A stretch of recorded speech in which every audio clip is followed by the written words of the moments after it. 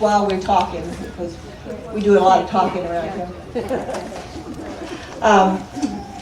We will, with our treasurer's report, what we do every year is to pass a hat and to make sure that we can survive the next year and the year after that, so we can continue to have these family reunions. So do we have a hat that we can pass today?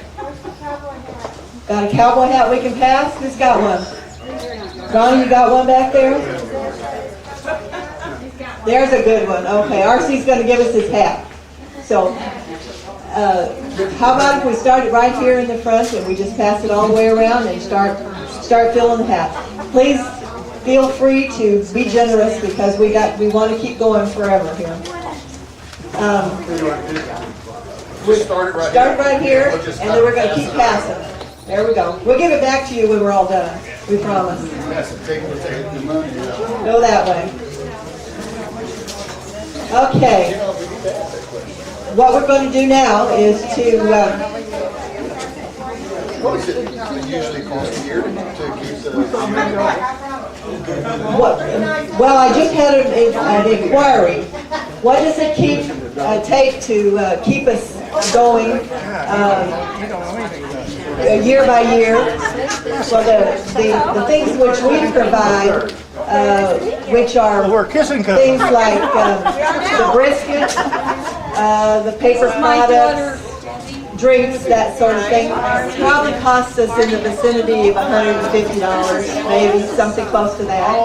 And then we have the rental on the place, so it could cost us close to $200 every year to put on the reunion. And then we have the newsletter. And then during the year, what we do is to send out newsletters. And with that newsletter, we have postage to pay, and so and of course the paper and the printing and all that kind of stuff. So it gets kind of expensive. So, let's get out of this. We have started. Y'all can pass by. In years past to get your email address, so that we save on things like paper and postage and so forth.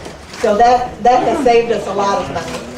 So we did come down a little bit with the inception of email. And so we have at least $200 each time we meet like this. So we're grateful that you are generous with your money, so we want to be sure that that you are generous with yours.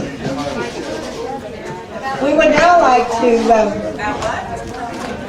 take some time and do our count. We have a tradition that we go through every time. We count the number of people from each of our families.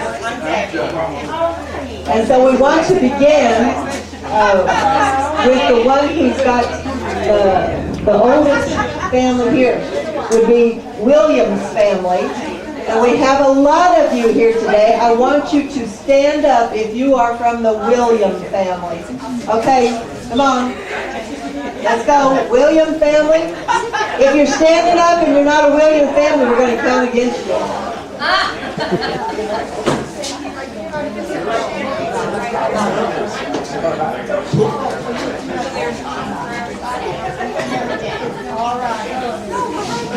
Okay, we're counting. William family. Let's see how many we got. Count yourselves and tell us what the number is. Okay, count up, Bonnie. One. Well, we will. You're not standing up, Gary. I'm not defending.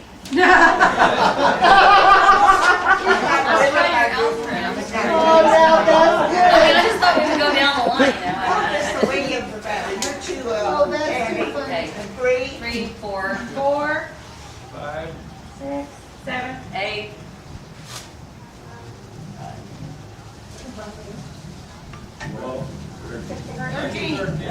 13, are we sure now? 13. 13, that's a goodly number. Williams family. I don't think we've ever had that many Williams family here at one time. This is terrific.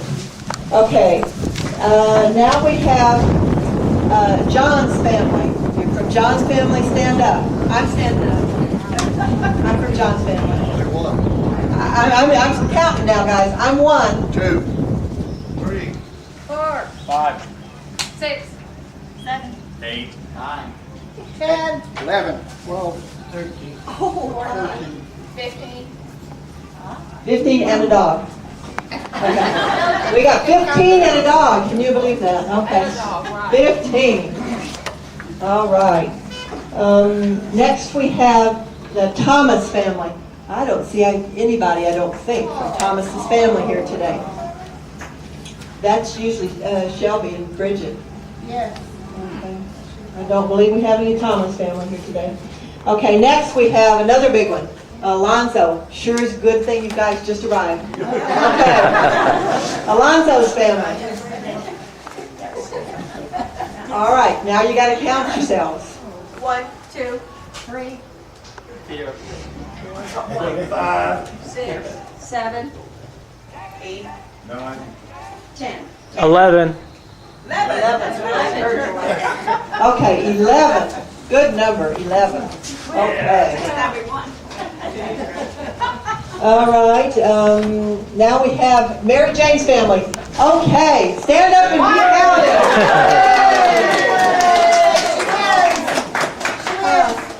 I think this is the first time I have met anyone from Mary Jane's family, and so we really welcome you. Okay, next, Henry's family. Okay, stand up and be counted again. Okay, Ken. Yay.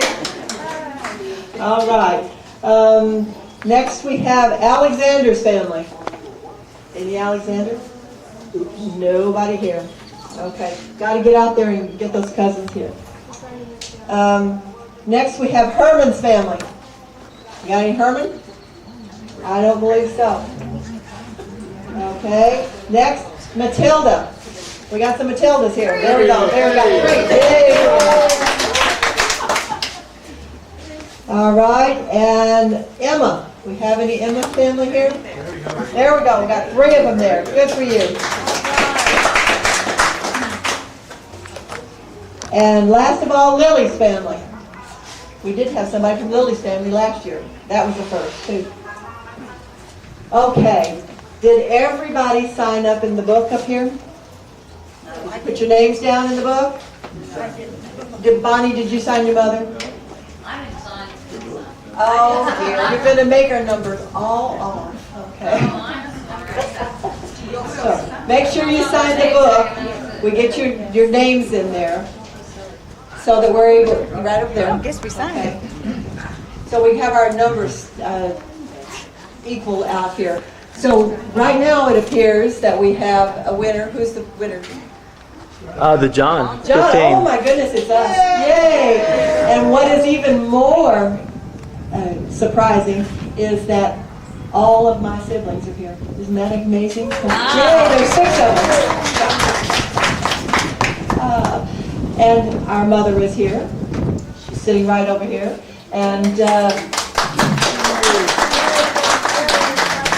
what we usually do at this time is to recognize our youngest person here. No, it's not me. We have some young people back here. And who's the younger one? And how old are you, dear? Of the siblings? Come in here, would you? Okay. Tell me how old you are? 9. This is Jordan. Hi, Jordan. Welcome. And 9 years old. We hope you come back every year and join us. Will you? Okay. It's a promise. All right. We're going to get your picture in a little bit, okay? Okay. You go ahead. Thank you, dear. Okay. And now we're going to recognize our oldest person here. Anybody going to own up to more than 90? RC, how old are you? I'm 87. 87. 87, okay. Anybody older than 87? How old are you, Mom? Oh, you bet. Raise your hand, Mom. Pretty old. Pretty old.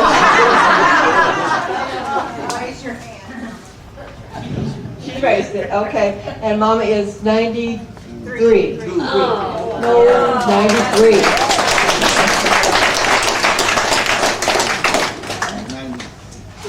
Okay, so, Is it two? Been corrected. oh my goodness, nobody can even remember. We don't want to make her any older than she is. Okay. We also recognize those that came the most distance to get here. We know we got some from New York. How many miles did you have to travel? Thousands and thousands. 2,000? Okay. Anybody else come a long ways? 120.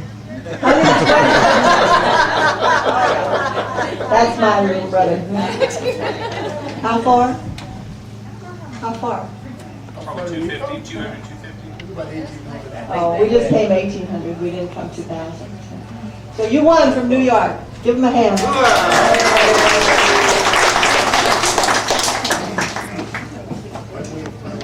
I did 6 miles just trying to find the interest in this thing. Okay. We now will take just a few moments and recognize those of us, of our family who have passed away this year, who are no longer with us here at the family reunion. And we have a list of them. Kurt, do you want to read us a list? Well, I was gonna see if maybe perhaps Josephine, do you want to share? Josephine's got a big list. Okay. 3 people. 2 people and 1 bird. Okay. And if anyone else has anything you'd like to tell us about your family, please feel free. Come up here, Josephine. I can't bring it to you. It doesn't go very far. Didn't know I had to come up here. Okay, there are 2 deaths. Am I going across? Am I this way? Okay. My sister-in-law, Trudy Lambrecht, she was the wife of my brother Lawrence, and they used to come pretty regularly. Lawrence is the son of Helga McDougall Lambrecht and the daughter of William. And she died September the 10th, 2010 at the age of 94. And she died in Fredericksburg. And of course, Lily Pearl and a lot of her family's here. McDougall Franzen died just a couple of weeks ago. She was the daughter of Alfred McDougall, and she died April 29, 2011 in San Antonio at the age of 87. Those are the 2 deaths. That was the birth. Thanks. Are there any others that have brought us information of that nature? The deaths? We have received emails that have told us about a couple. Lily, that's the same one, isn't it? Lily McDougall Franzen, okay. And then Reginald McDougall has passed away. And shortly after Reginald passed away, that was in February of 2010, and his wife passed away in June of 2010. Are there any others on that list? No, I think that was it as far as deaths. Okay. At this time, we'd just like to take just a minute to think about those who've gone on, who've made it possible for us to be here.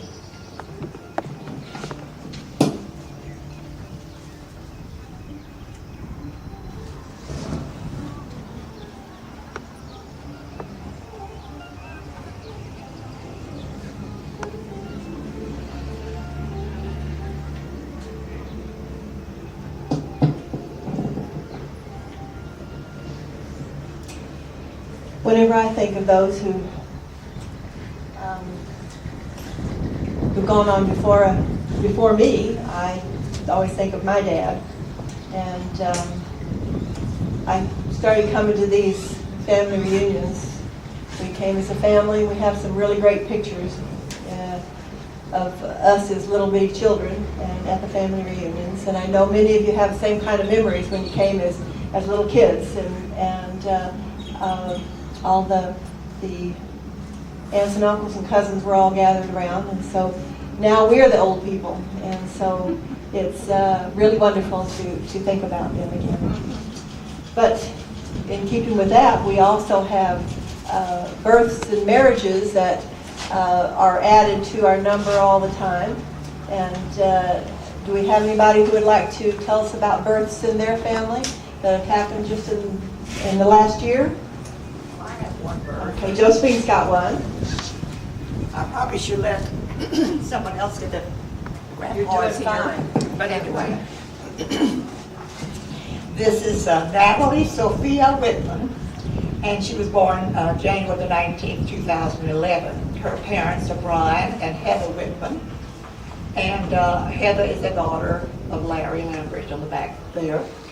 And Larry is the son of Lawrence Lambert, my brother, and he's the son of Telka McDougall Lambert, and Telka, of course, was a descendant of William. Are there any others? Do we have any marriages that have happened in the last year that we don't know about? There's Okay. 2 that I can. Two, name. okay. What I'd like to do is to begin our real program now. Try to have one every year. And I've been at this as clan chief for 5 years now. And because I am a history buff, I thought I would borrow some words from someone you'll probably remember. I call this my Fredericksburg address. 77 years ago, our fathers and mothers brought forth to Fredericksburg, Texas, a new reunion conceived by the Alexander and Johanna McDougall family and dedicated to the proposition that we would gather and have some good old Texas fun. We've come to dedicate a portion of our time today to those who lived their lives that this family might continue. It is altogether fitting and proper that we should do this. But in a larger sense, we cannot dedicate, we cannot consecrate, we cannot hallow this ground. The wonderful family who came before us have consecrated it far above our poor power to add or detract. The world will little note nor long remember what we say here today, but it can never forget that the McDougall family, what the McDougall family have done here. It is for us the living, rather, to be dedicated here to the unfinished work which they who lived here have so nobly advanced. It is for us to be here dedicated to the great task remaining before us, that we here highly resolve that these family members will not be forgotten, that this reunion shall have a continuance by the people, for the people, and of the people, and that this reunion shall not perish, but continue as long as one McDougall shall live. Very good. Very good. And with those thoughts, I would like to introduce to you the opportunity to be the next clan chief of the McDougall family clan. I'm going to step down after 5 years, and I would like for a volunteer to come forward and take those reins at this time so that we're able to continue this family reunion. It's a task made much easier by this wonderful person right here, Kurt Ewald. He has been the driving force between us of many hours of organization. And he has agreed to continue as secretary of the reunion. And so he would make your life very much easier. So before we finish today, we'd like for you to mull it over in your mind, whether you would be that person to be able to continue.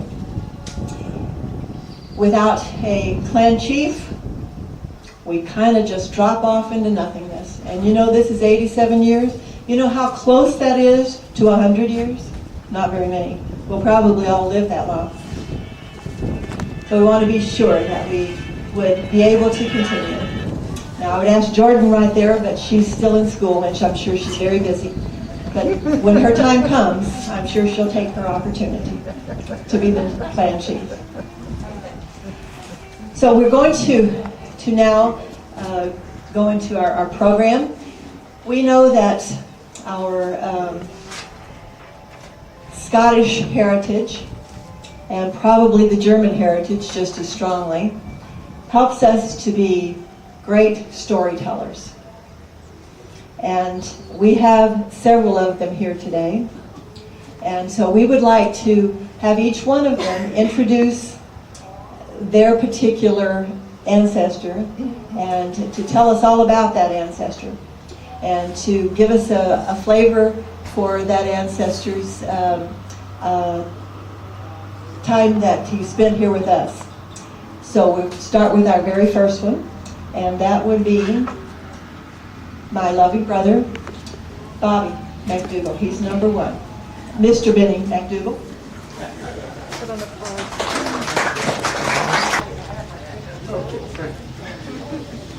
Okay, are we ready?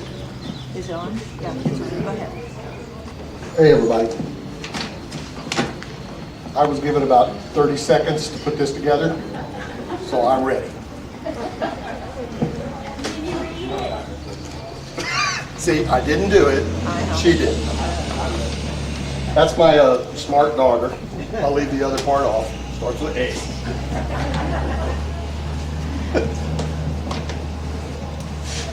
My grandfather. Hold it up to your mouth. My grandfather. Better? Otto. I called him Opie. My grandmother, Ida, correct? And that was Omi. I spent a lot of time over at their place, mostly when it was the courts. What was the name of the courts over there? The San Antonio Courts. no, Victoria Courts? Victoria Courts, over there right off Durango, I believe it is. And, you know, for whatever reason, I spent a lot of time over there, mostly, I think, to keep me out of trouble. Somehow I ended up in it every once in a while. But the long and the short of it, really enjoyed it over there. They were real good. Opie was, I'm following his footsteps. I don't see well either. And it was a lot of fun because, I mean, he would take me to the little place downtown. I think it's part of the Hemisphere thing now, or was in '68 anyway. Silver Dollar Saloon. And, you know, he couldn't see. So, and I was, I don't know, 10 maybe, something like that. And he would say, let's go. He wanted to go play dominoes with his buddies down there. So we would go. He can't see nothing. He's got his cane. I think Herbie's got the cane now. But we would head off down Durango, which wasn't what Durango is today in San Antonio, down to the saloon down there. And me being a kid, he was trying to keep me out of trouble, once again. So he'd keep feeding me dimes while he played dominoes. Now the man's blind, and he's playing dominoes with these other three old coots, and which I fit that category too now, unfortunately. But you know, they're playing dominoes, and he can't see anything, and he's keeping up just by memory, which I wish I had that too. But he kept feeding me dimes to go play the bowling machine, you know, the one that where you bowl it, the pins go up. I don't even know if they're available anymore out there, but anyway, it was a lot of fun. And I remember that, and it was like, I don't know how he got there, because he was taking me, I had no idea where he was going, and he's telling me where to turn. I think he probably could see. But anyway, he would tell me where to go, and we would just go down there, and we'd spend all afternoon there, and I would learn pretty quick to be a pest, because I got more dimes. But it was a lot of fun, and I miss him. And 86 years now, the reunion? 87. 87? One of you guys needs to pick it up. This ought to keep going. We really should. Thank you. Thank you. Thank you.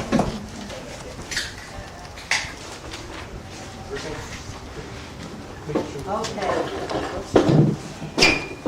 That is from a period of time where most of us can remember. What year were you born, Bobby?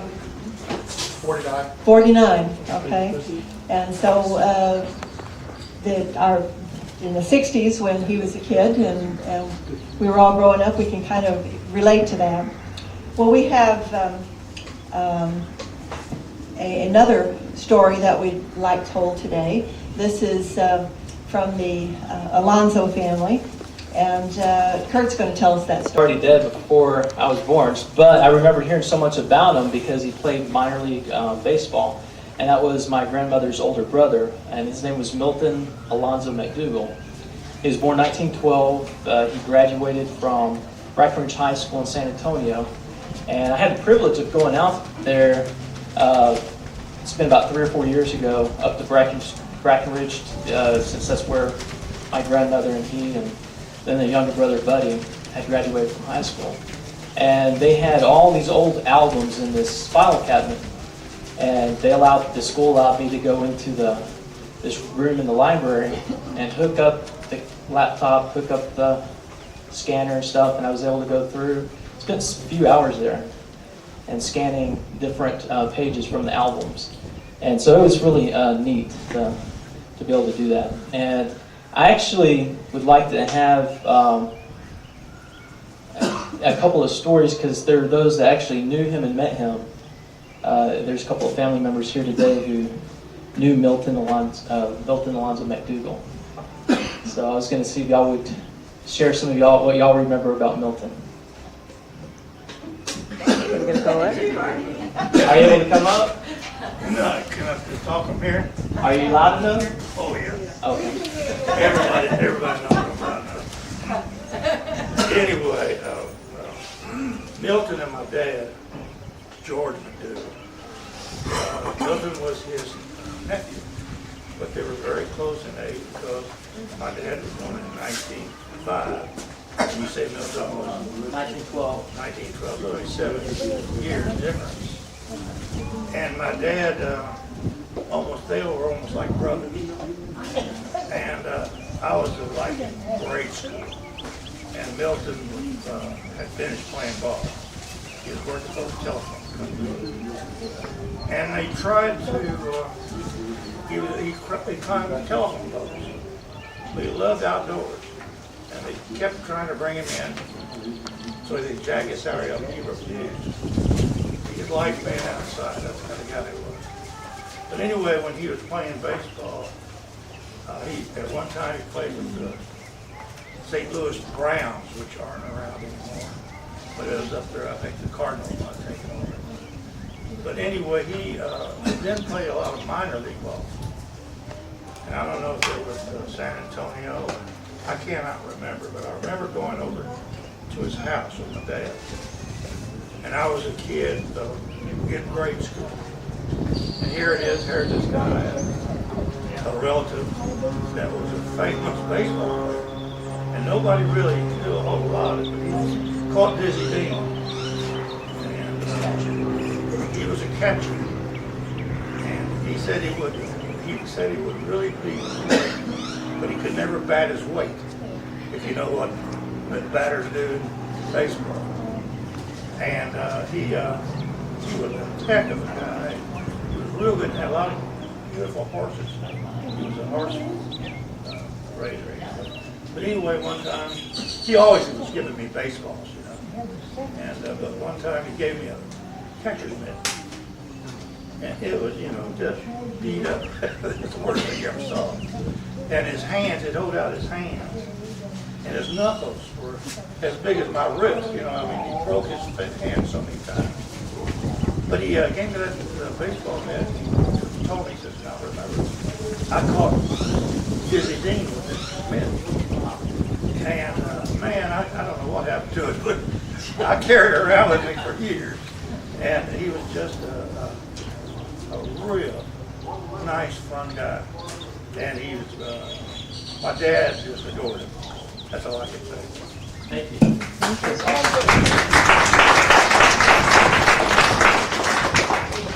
And was there anyone else? I knew Doug, I think you said you had met him one time. That was it. I remember, my recollection, I met him at my Uncle George's place.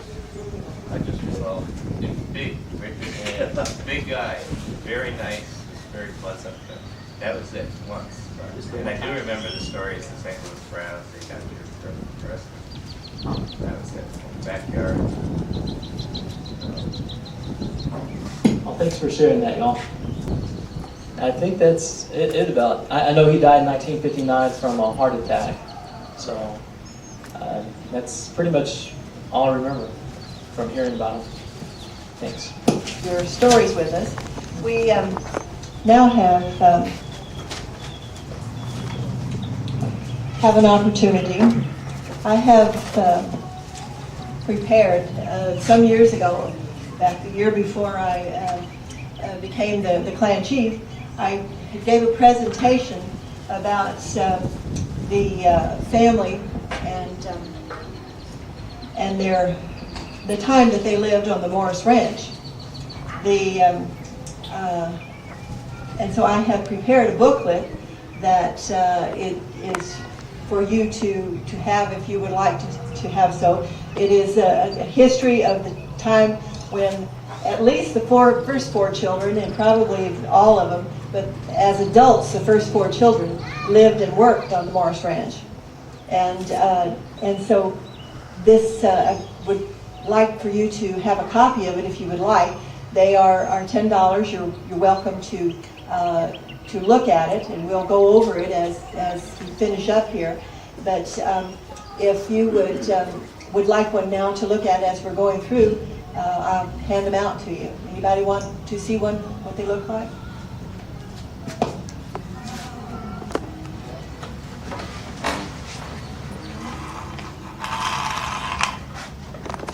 We're going to pay Kurt when we're all finished, okay? So that if you'll make sure that he gets it. I've got others if you'd like to look at them. And you don't necessarily have to buy it if you don't want it, but we do have some more up here if you want to have one, okay? Oh, we have, oh my goodness, hello. Welcome, ladies. That's all right. Anybody else want one?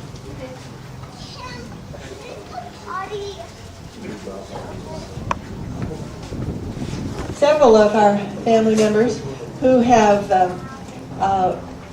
in our big book that's called Germans with a Scottish Name, we have the memories of some of our family who actually remembered the time when they lived on the Morris Ranch. So we'll have Bonnie Bartel give us from her family. That would be from William's family. And he was the oldest, and he had several of his children there. Oops.